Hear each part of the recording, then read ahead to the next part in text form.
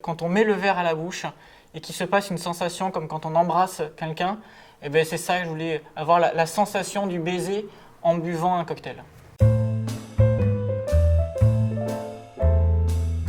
L'idée c'était vraiment d'avoir une solution pour que l'amateur de cocktail, quand il est chez lui, il puisse quand même passer un bon moment. Ça ne servait à rien d'assembler des produits finis, mais je suis plutôt parti des éléments de ces produits pour justement aller sélectionner et rechercher quelles étaient presque les particules élémentaires de ces spiritueux pour recréer à la fin un cocktail qui soit le plus précis et le plus puissant possible en bouche. Je suis allé voir un producteur à Cognac, je me suis aussi entouré d'un barman et puis donc du coup on a fait plein d'essais. Et au bout d'un moment, je me suis dit qu'il manquait quelque chose. On pouvait faire des essais, mais on était parfois un peu bloqué en se disant quelles pourraient être les autres plantes à tester. Et donc, je suis allé voir un nez de parfum à qui on a fait déguster le produit, on a fait déguster d'autres choses vers lesquelles on voulait tendre. Et c'est elle qui nous a proposé des plantes en nous faisant sentir plein de molécules et plein de huiles essentielles. Et après, on s'est dit, bah, tiens, voilà, cette plante, elle m'intéresse, du coup, on va aller la faire macérer aussi, on va voir ce que ça donne. Du coup, on a pu justement arriver à recréer une recette qui soit vraiment originale par rapport à tout ce que l'on peut goûter, eh ben, c'est quelque chose de différent. Si tu fais un Negroni chez toi, tu vas prendre un gin, un vermouth rouge et un amer. Des gins, aujourd'hui, il en existe 5000.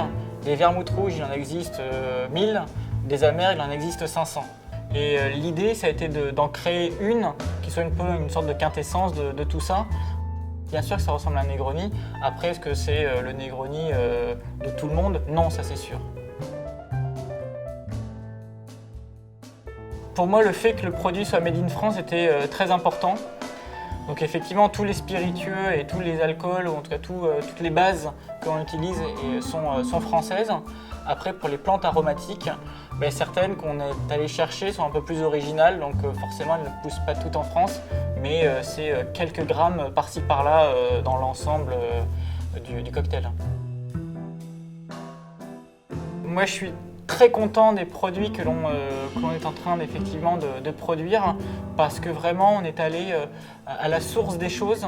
On a trouvé des produits d'hyper bonne qualité et cette alchimie qu'on a réussi à assembler avec les plantes et les spiritueux fait que on a des vrais bons cocktails pour se faire plaisir simplement.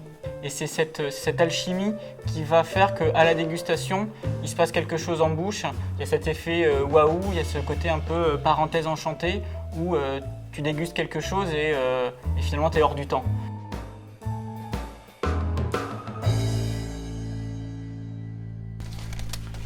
Ça c'est l'hibiscus. L'hibiscus, on en met notamment pour la couleur et que ça amène un peu de sécheresse en bouche. Plus que ça pour le sentir. Ouais. Et ça sent super bon quoi.